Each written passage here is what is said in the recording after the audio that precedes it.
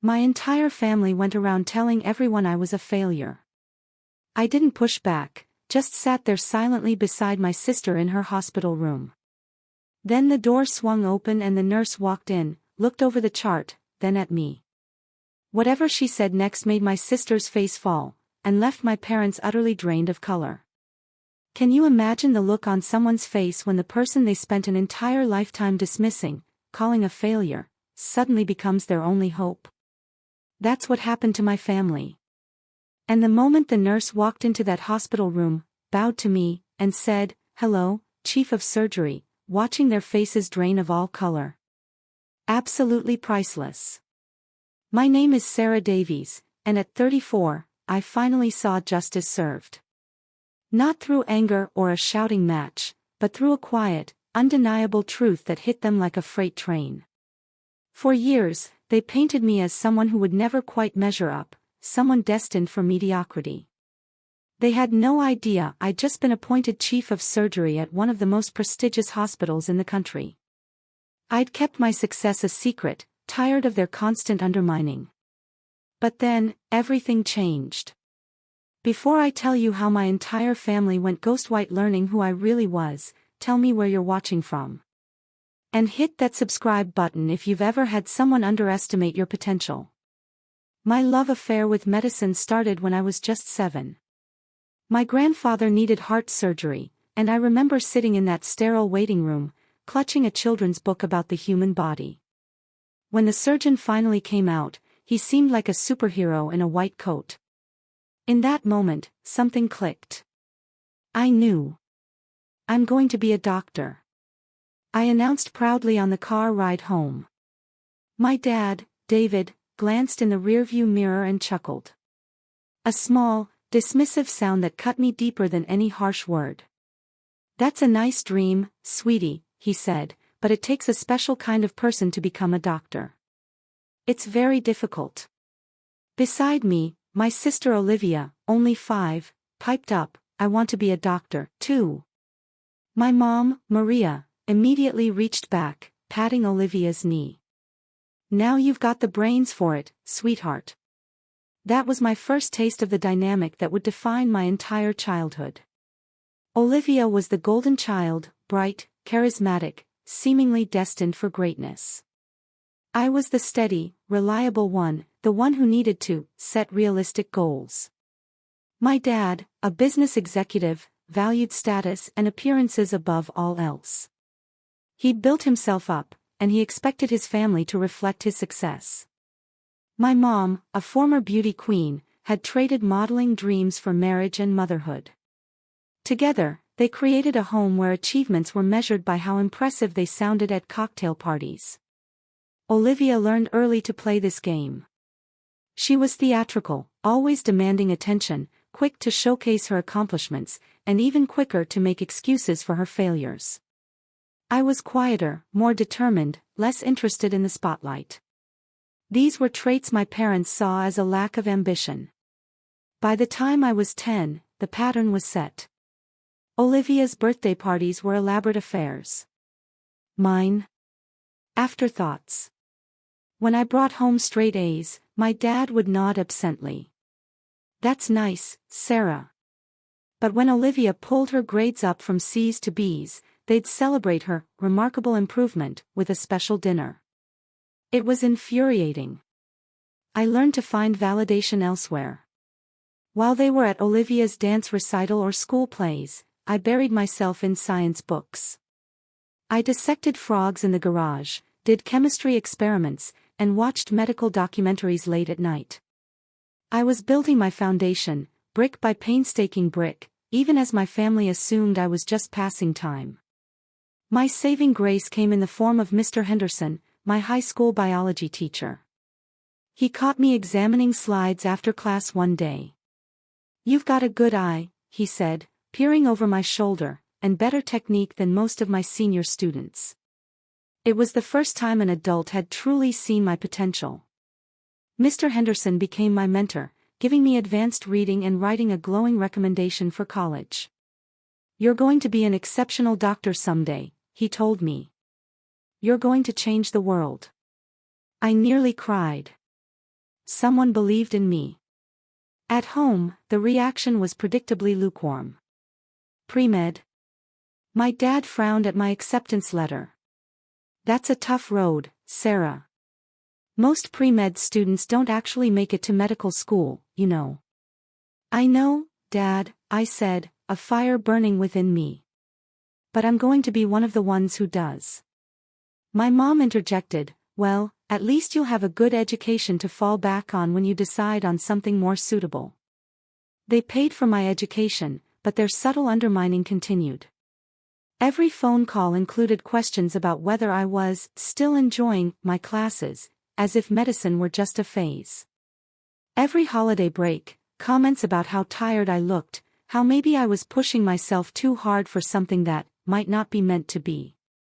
Meanwhile, Olivia thrived in the attention department. If I mentioned an interesting lecture, she'd interrupt with a story about a party where she'd met the son of a hospital administrator. My parents would immediately pivot to her tale, relieved to escape the boring details of my academic pursuits. By senior year, I'd learned to keep my dreams close. I stopped sharing my achievements, my hopes. I built a private world where my ambition could flourish, safe from their constant doubt.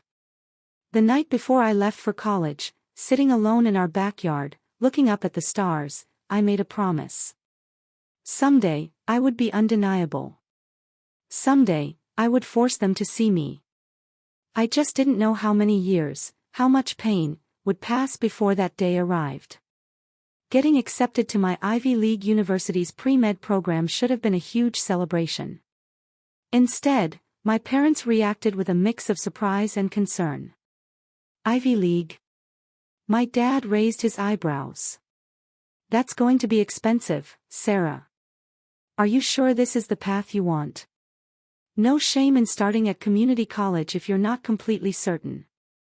I am certain, I replied, clutching my acceptance letter. And I got a partial scholarship. Well, that helps, my mom said, her tone suggesting it really didn't help enough. We just don't want you taking on debt for something that might not work out.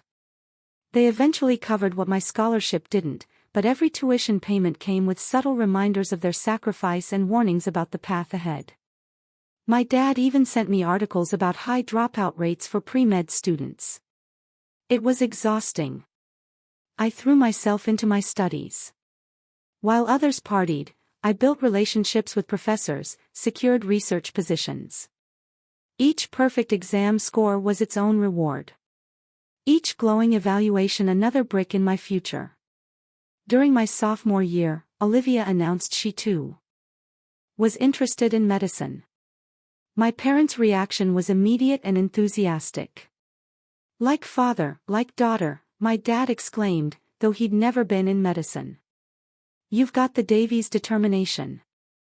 They never mentioned I had blazed this trail first. When Olivia was accepted to a state university with a modest scholarship, my parents threw her a party. My uncle clapped me on the shoulder. Looks like your little sister is following in your footsteps. Maybe you two will open a practice together someday. My mom overheard and laughed. Oh, Sarah's still figuring things out. Olivia's always known exactly what she wanted. I bit my tongue so hard I tasted blood. Visits home became excruciating. Every achievement I mentioned was met with polite nods and quick subject changes. When I got into a competitive summer research program, my mom responded by showing me Olivia's latest Instagram posts volunteering at a local clinic. She's already getting hands-on experience, my mom said proudly. She's always been so good with people. The implication was clear, Olivia had natural talent. I was just stubbornly pushing myself. Thankfully, college gave me something my home never had, genuine support. I found friends who shared my passion, who didn't think my dedication was strange. I met professors who pushed me higher. Most importantly, I met Dr. Eleanor Vance, a brilliant neurosurgeon who became my mentor. She took me under her wing after I impressed her with a research paper. You have the mind of a surgeon, she told me during one of our monthly coffee meetings. Methodical, precise, and innovative. Don't let anyone convince you otherwise. For the first time, I felt truly seen. Dr. Vance didn't just encourage me, she actively helped me prepare. She invited me to observe procedures, connected me with other doctors, and wrote a medical school recommendation that brought tears to my eyes. "You're not just going to be a doctor, Sarah," she said, "you're going to be exceptional." I graduated summa cum laude. The ceremony should have been one of the proudest days of my life. My parents attended, of course, but seemed uncomfortable when professors approached them to sing my praises. "You must be incredibly proud," my advisor told them. "Sarah is one of the most promising students I've encountered in 20 years. "Yes, she's always been persistent," my dad replied with a tight smile. Later at dinner, my achievements were quickly glossed over in favor of Olivia's news. She'd been elected president of her pre-med society. "A natural leader," my dad toasted, raising his glass. "Always has been." I excused myself early. I just needed to escape. Lying in my childhood bed, I realized the distance between me and my family wasn't just emotional anymore. It was a fundamental disconnect. The next day, as I packed my car for medical school in New York, my mom cornered me. "It's still not too late to change your mind if it gets too difficult, sweetheart," she whispered. I pulled away and looked her straight in the eyes. "It already is too difficult, Mom," I said. "But I'm doing it anyway." It was the closest I'd come to confrontation. I saw the surprise on her face. But old habits die hard. By evening, she called to tell me about a family friend's daughter who dropped out of med school and was so much happier, teaching high school biology. I let her words wash over me. I stopped expecting anything different. The road ahead would be hard enough without their doubt. From that day on, I decided to stop seeking their approval and just focus on proving myself right. Medical school in New York was exactly as grueling as everyone said, and exactly as fulfilling. I thrived under pressure. The sleepless nights fueled by genuine passion.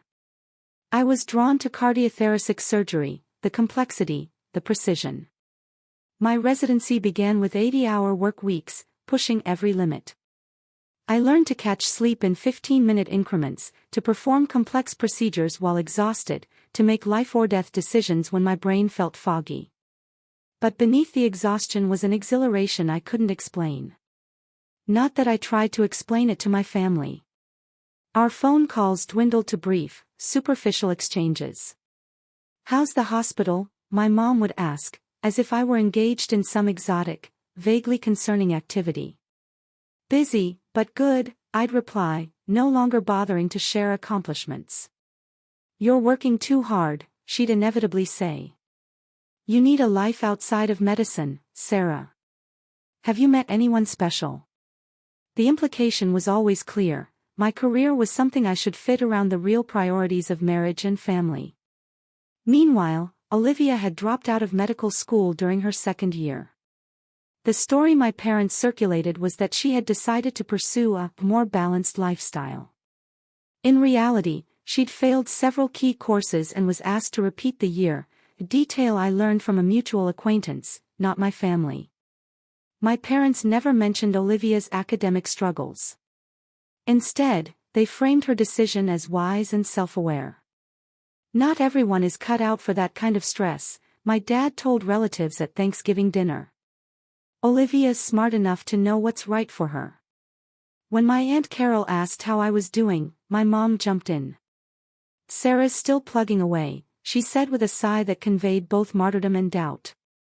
"We worry about her, of course. She's always been so intense." I excused myself to help in the kitchen, but not before hearing my dad add, "The medical field has such a high burnout rate. We're just hoping she doesn't push herself too far before realizing it might not be the right fit." What hurt most wasn't their lack of faith. I'd grown accustomed to that. It was the active undermining of my reputation within our extended family. I discovered through cousins that my parents regularly described me as struggling and overwhelmed. When I received a prestigious residency award, they never mentioned it to anyone. When I was selected for a specialized surgical fellowship, they told relatives I was still in school. And Aunt Carol, my dad's sister and the family truth-teller, pulled me aside during a Christmas gathering. "They're telling everyone you're barely hanging on," she said bluntly. "David told the Petersons you were considering a less demanding specialty because you couldn't handle the pressure." "Is that true?" "Absolutely not," I said, a familiar knot of anger and hurt tightening in my stomach. "I'm excelling.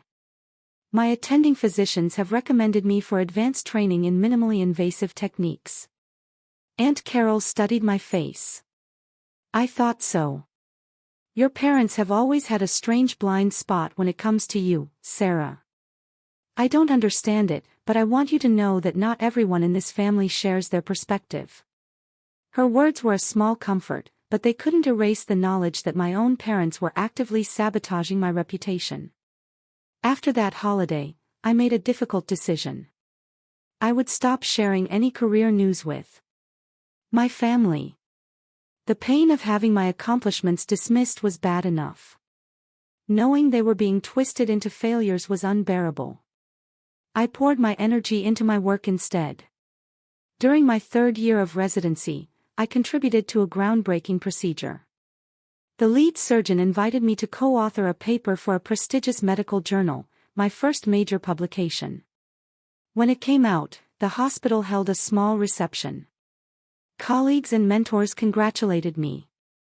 Dr. Vance, who had stayed in touch, sent flowers with a card that read, "The first of many. You're on your way."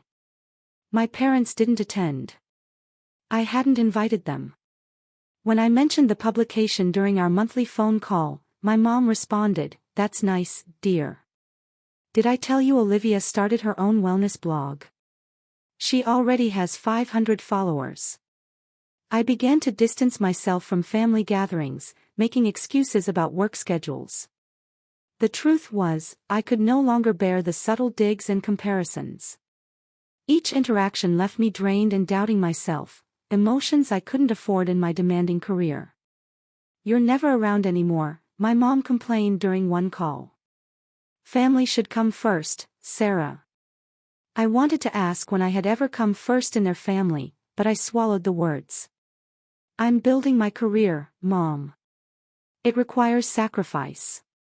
"Well, Olivia manages to visit every Sunday for dinner, and she has her business to run," she replied. Olivia's business was a part-time job at a wellness center supplemented by an allowance from our parents. I bit my tongue again. The irony was, while my family expected my failure, my professional reputation soared. Attending physicians requested me for complex cases. Fellows and residents sought my guidance. By the final year of my fellowship, I was being courted by multiple hospitals. I learned to build my own family out of colleagues and friends who understood my passion. It wasn't the validation I'd once craved from my parents, but it was genuine, based on my actual abilities. Still, in quiet moments after successful surgeries, I sometimes wished my family could see who I had actually become, not who they had decided I was. That wish would soon be granted in a way I never could have anticipated. By my early 30s, I had established myself as one of the rising stars in cardiothoracic surgery on the East Coast. My specialization in minimally invasive techniques earned me recognition. I developed procedural modifications adopted by surgeons nationwide. What no one in my family knew was that Northwood Medical Center had approached me with an unprecedented opportunity. They wanted me to consider the position of chief of surgery. At 34, I would be one of the youngest chiefs in the hospital's history and one of the few women to hold the position. The recruitment was intense, highly confidential. I flew to Boston for interviews, presented my vision, met with the board. I told no one in my family. Years of having my accomplishments diminished had taught me to protect my professional life from their influence. When the official offer came, I was sitting alone in my apartment overlooking Central Park. The email was followed by a phone call from the hospital director. "We believe you're the future of surgical medicine, Dr. Davies," he said. We want you to lead our team." After accepting, I sat on my balcony with a glass of champagne, watching the sunset. I had achieved something remarkable, undeniable. Part of me wanted to call my parents, to finally force them to acknowledge my success. But a deeper wisdom held me back. This moment was mine to savor, untainted by their doubt. I decided to wait. I'd tell them in person when the achievement was already an established fact, not a future promise. Before I could make those plans, however, my family orchestrated one final episode of dismissal that sealed my decision to maintain my privacy. My parents had organized a family dinner to celebrate Olivia's engagement to a wealthy real estate developer named Ben. I flew in for the weekend, genuinely happy for my sister. The dinner was at an upscale restaurant. Extended family and friends gathered to toast the couple. I arrived slightly late due to a delayed flight. My dad was mid-speech, champagne flute raised. "We always knew Olivia would find someone special," he was saying. "She's always had a gift for connecting with people, for knowing what she wants and going after it." I slipped into my seat quietly. My mom finally noticed my arrival. "Oh, Sarah, you made it. We were just about to order." No mention of my late arrival. No concern about my delayed flight. I was simply an afterthought, as usual. Throughout dinner, Olivia dominated the conversation with wedding plans. My parents beamed. "She's always had such clear vision about her life," they'd add. When a cousin asked what I'd been up to, my mom answered before I could. "Sarah's still at the hospital in New York, still working those crazy hours." She shook her head slightly. "We keep telling her there's more to life than work, don't we, David? Some people take longer to find their path." My dad agreed with a pointed glance at Olivia's engagement ring. But better late than never. I felt something shift inside me. A final thread snapping, perhaps.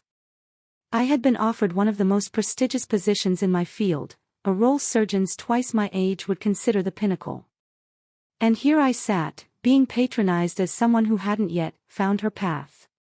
Actually, I started to say, the announcement on the tip of my tongue. But Olivia chose that moment to stand and tap her glass. "Ben and I have one more piece of news," she announced. "We're expecting. I'm going to be a mom." The table erupted in cheers. My mom burst into tears of joy. My dad wrapped an arm around Olivia, pride radiating. In the commotion, no one noticed I hadn't finished my sentence. No one cared what news I might have had to share. In that moment, I made my decision. They would learn about my achievement when they couldn't ignore or diminish it. The next morning, as I prepared to return to New York, my mother cornered me. "You should learn from your sister, Sarah," she said, folding a towel that didn't need folding. "Olivia understands what really matters in life.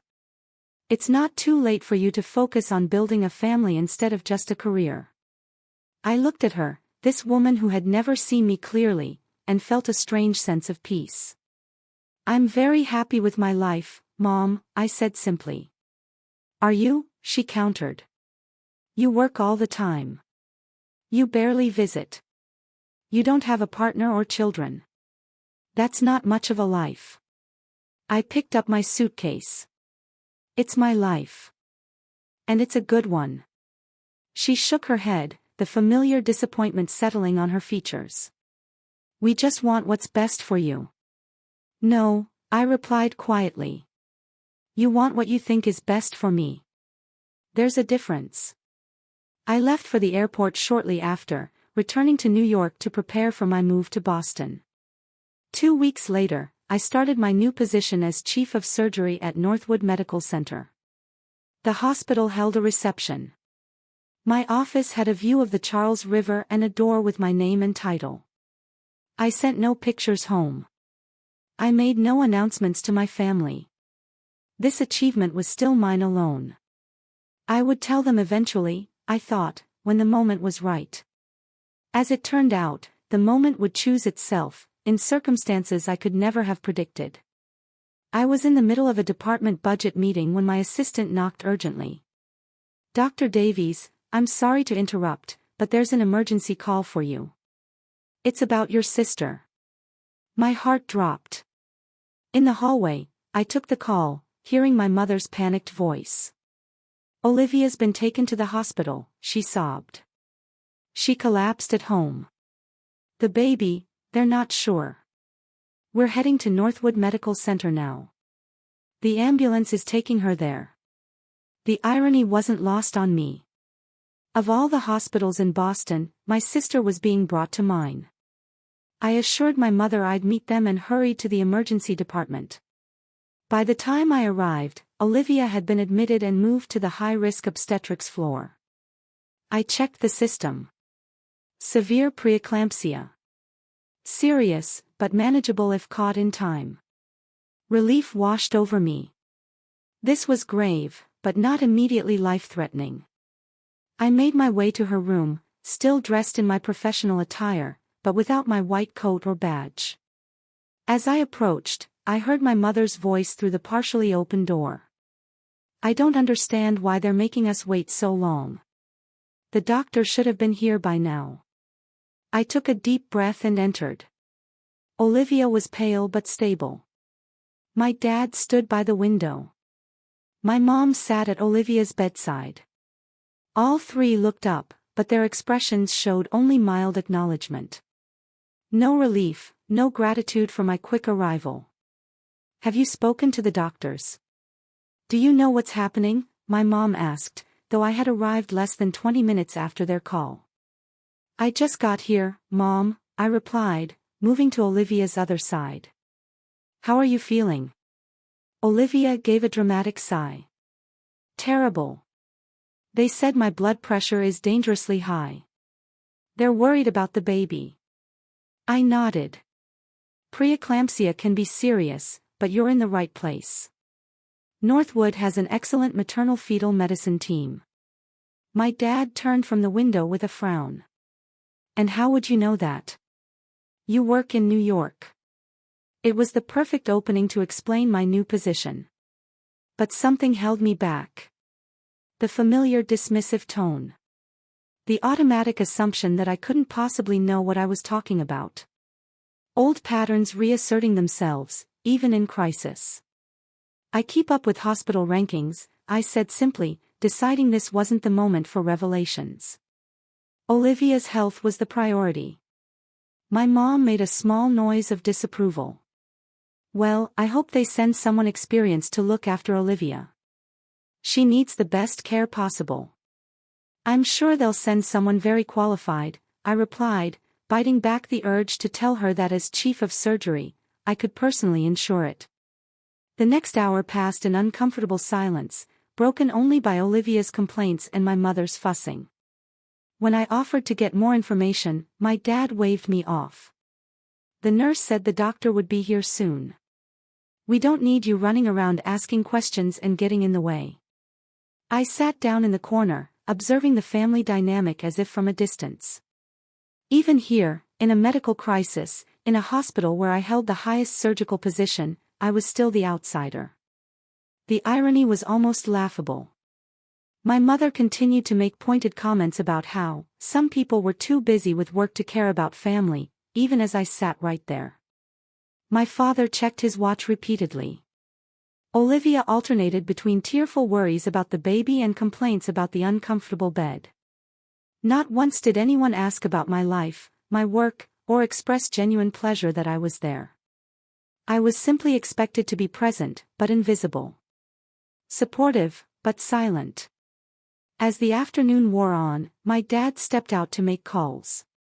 My mom leaned closer to Olivia's bed.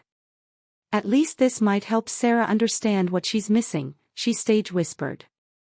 "All that focus on career, and look at what really matters in the end. Family." I remained silent, watching Olivia nod in agreement. Both of them seemingly forgetting that my career was dedicated to saving lives, including potentially Olivia's and her baby's. The tension in the room was palpable when a nurse finally entered. She was carrying a tablet and checking Olivia's vitals when she glanced up and noticed me. Her eyes widened in recognition. I gave a small shake of my head, hoping she understood my silent request for discretion. The nurse turned back to Olivia. The attending physician will be here shortly to discuss your treatment plan. We're monitoring your blood pressure closely, and so far the baby's heartbeat remains strong. It's about time, my mother huffed. We've been waiting for hours, actually.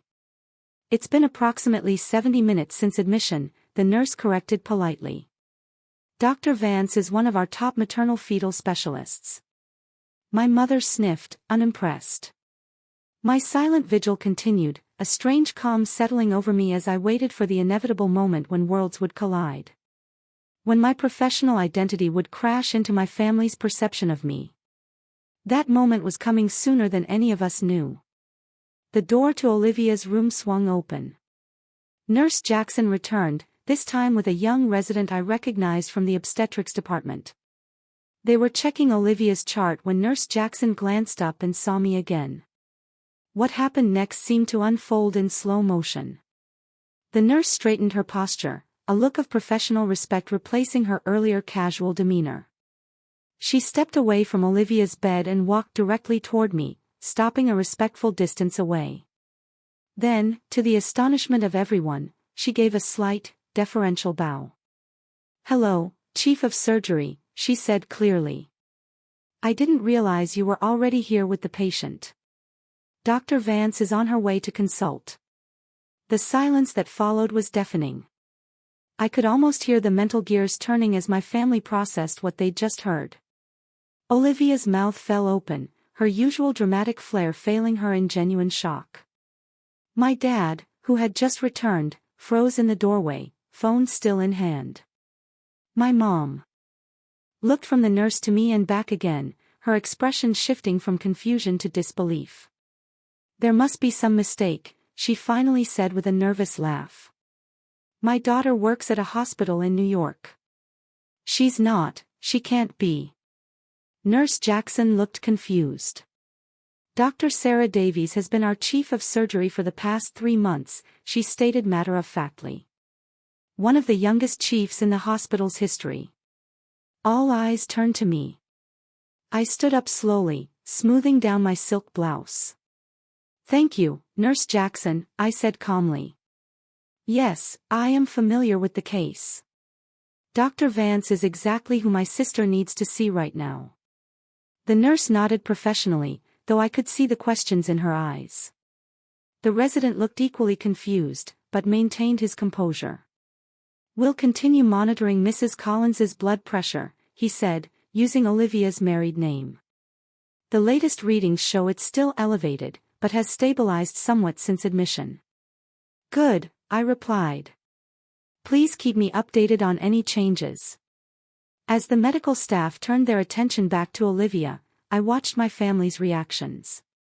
Olivia's shock had morphed into something more complex: surprise, confusion, and what looked almost like betrayal, as if my success were an act of aggression against her. My dad had moved from the doorway to stand beside my mom, his expression hardening into something defensive. My mom simply stared at me as if seeing a stranger. "Chief of Surgery," she finally whispered. "But you never said anything." "Would it have mattered if I had?"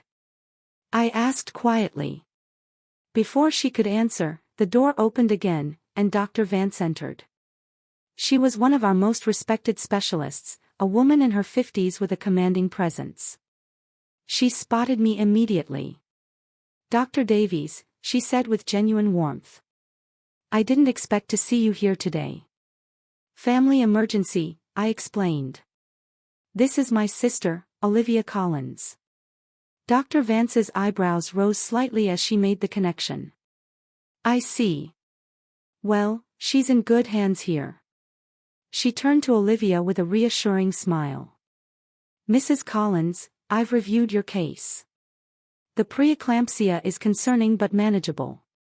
We'll need to keep you hospitalized for monitoring until your blood pressure stabilizes." Olivia, still processing, simply nodded. "Dr. Davies," Dr. Vance continued, addressing me professionally. Based on the initial assessment, we're considering beginning magnesium sulfate as a precaution against seizures. Given your sister's current condition, would you concur? The room seemed to hold its breath as Dr. Vance deferred to my medical opinion, an unmistakable acknowledgement of my authority and expertise. Yes, I replied after a moment's consideration. That seems appropriate given the severity of her symptoms. I'd also suggest continuous fetal monitoring for the next 24 hours at minimum. Dr. Vance nodded. Exactly what I was thinking. I'll order that right away. My dad finally found his voice. Now wait just a minute, he interjected. Are you saying my daughter is making medical decisions about her sister? Isn't that some kind of conflict of interest? Dr. Vance looked surprised. Mr. Davies, your daughter is one of the most respected surgeons in the country. While obstetrics isn't her specialty, her medical opinion is highly valued. However, I am the attending physician and will be making all final treatment decisions. She turned back to me. Will you be staying for the treatment discussion? Yes, I said, meeting my father's gaze steadily. I'd like to hear the full plan. As Dr. Vance began explaining Olivia's treatment, other hospital staff filtered in and out of the room. Each one acknowledged me with the same respect, Dr. Davies, or Chief, creating an undeniable picture of my professional standing. My mother, who had been uncharacteristically silent, suddenly reached for my hand. Why didn't you tell us? She asked, her voice small. I gently withdrew my hand. When have you ever truly wanted to hear about my success, Mom? Her face flushed. That's not fair. We've always supported you. From the bed, Olivia made a scoffing sound. All eyes turned to her. Oh, come on, she said, some of her usual dramatic flair returning. We all know Sarah was never the favorite. You guys made that pretty clear. My father stepped forward, his businessman instincts kicking in as he attempted damage control. Now's not the time for family drama, Olivia. You need to focus on getting better. He turned to me with a stiff smile. Sarah, we've always been proud of you. You know that. We just worried about you working too hard. The practiced ease of his revisionist history was almost impressive. In any other circumstance, I might have let it pass, might have accepted this meager olive branch for the sake of peace. But standing in my hospital, surrounded by colleagues who respected me for exactly the qualities my family had always dismissed, I found I no longer needed to compromise. No, I said simply. You weren't proud of me. You were waiting for me to fail. Dr. Vance, sensing the tension, tactfully excused herself. I'll check back in an hour. The nurse will start the magnesium sulfate immediately.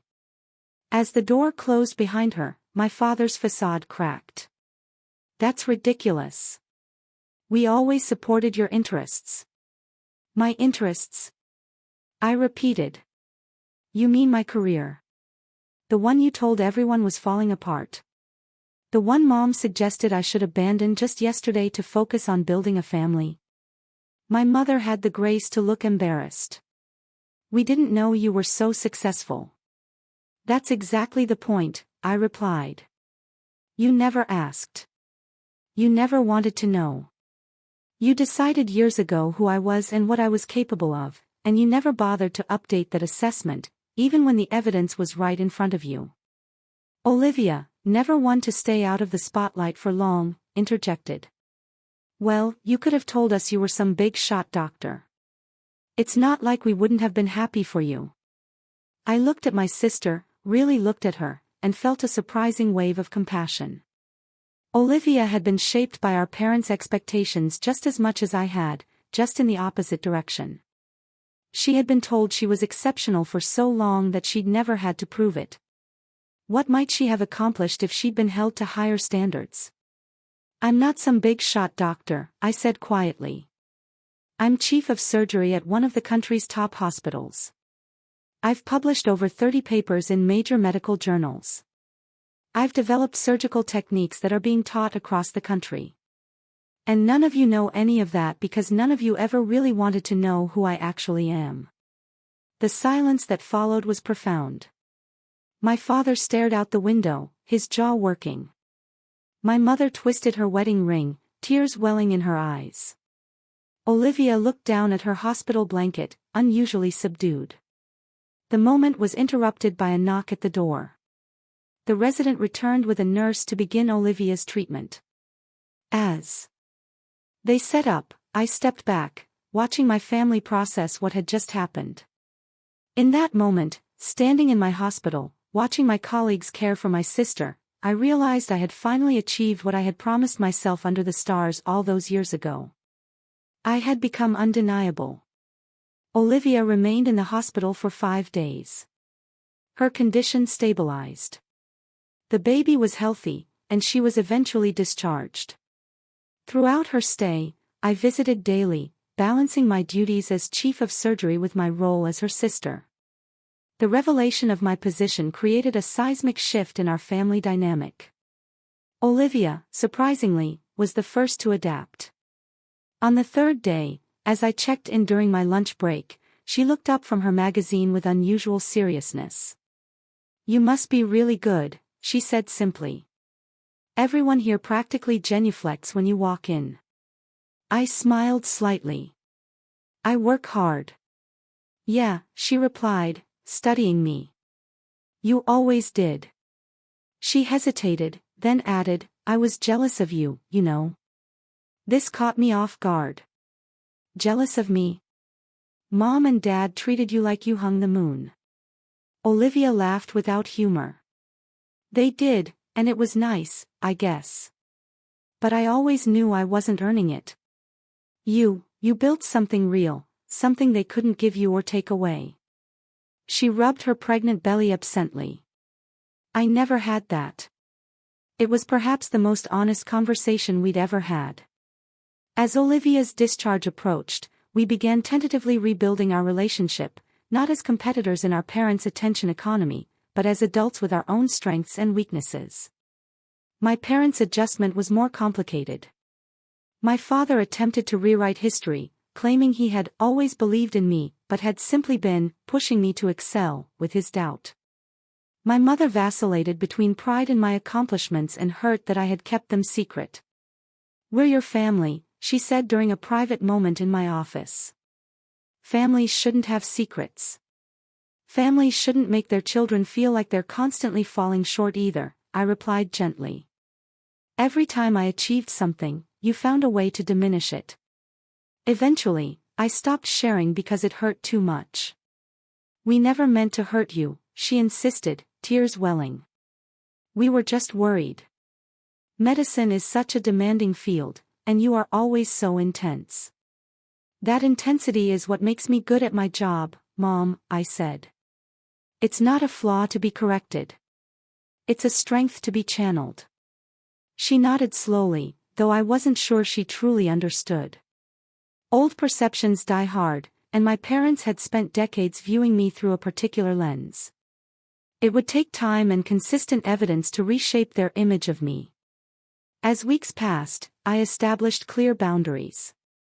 I declined their initial flood of invitations, explaining that my schedule as chief of surgery was demanding and inflexible. When I did accept an invitation for Sunday dinner a month after Olivia's hospitalization, I left when my father began introducing me to neighbors as "our daughter, the doctor," with the same tone he might have used for "our daughter, the circus performer." Technically accurate, but tinged with subtle disbelief. "I've worked hard to earn my position and the respect that comes with it," I explained as I collected my coat. "When you're ready to respect it, too, we can try this again." My Aunt Carol called the next day. "Good for you," she said without preamble. "David's been getting away with that condescending attitude for years. It's about time someone called him on it." Gradually, tentatively, a new family dynamic began to emerge. My parents learned that my success wasn't a phase or a fluke, but a sustainable reality. Olivia, to everyone's surprise, developed a genuine interest in patient advocacy after her experience and began volunteering at a support group for high-risk pregnant women. 6 months after the incident, as my family now referred to it, I invited them to the hospital's annual fundraising gala. I was being honored for pioneering a new minimally invasive cardiac procedure, and I decided it was time for them to see me in my professional element. The evening was transformative. My parents watched as hospital board members, renowned physicians, and grateful patients approached me with genuine respect and admiration. They listened as the hospital director described my contributions to the field. They witnessed, perhaps for the first time, who I had become when they weren't looking.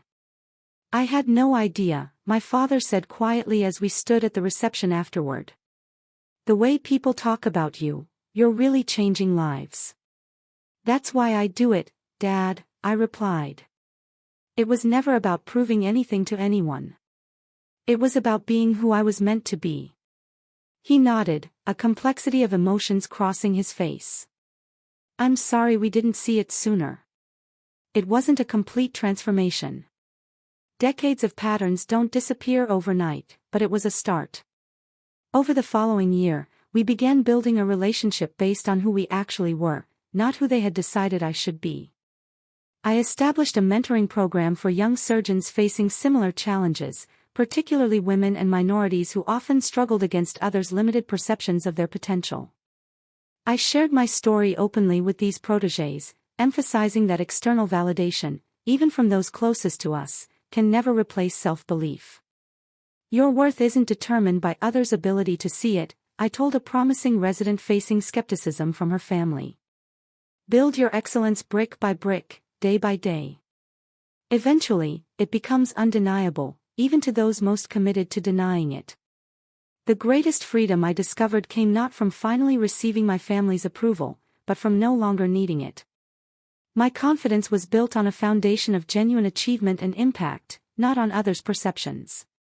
The little girl who had once desperately sought validation had grown into a woman who created her own. Olivia delivered a healthy baby boy 3 months after her hospitalization. At the family gathering to welcome him, she pulled me aside. "I want him to know his Aunt Sarah," she said, the baby sleeping peacefully in her arms. "I want him to know what it means to find your path and stick to it no matter what anyone says." I looked down at my nephew's tiny face. "I'd like that. And maybe someday," she added with a small smile, "you can explain to him what a cardiothoracic surgeon actually does." Because I still have no idea. I laughed. A genuine laugh, free from the tension that had characterized our relationship for so long. It's a date. My journey from dismissed daughter to respected chief of surgery taught me that true validation can only come from within. External recognition, while satisfying, especially in those moments when my family finally saw me clearly, is ultimately fleeting. What endures is the knowledge that I built something meaningful, something that extends beyond myself to touch countless lives. If you're watching this and feel unrecognized or underestimated by those who should believe in you most, know that your worth isn't diminished by their inability to see it. Build your excellence quietly if necessary, but build it nonetheless. Your success doesn't need their permission or acknowledgement to be real. The greatest revenge against doubt isn't proving others wrong. It's proving yourself right. Have you ever been underestimated by family or friends? How did you respond? Share your story in the comments below. And if this resonated with you, please like, subscribe, and share with someone who might need to hear it today. Remember, sometimes the people who are meant to support us the most are the last to recognize our potential. Don't let that stop you from becoming exactly who you're meant to be. Thank you for listening to my story, and I wish you the strength to pursue your dreams, even when no one else believes in you.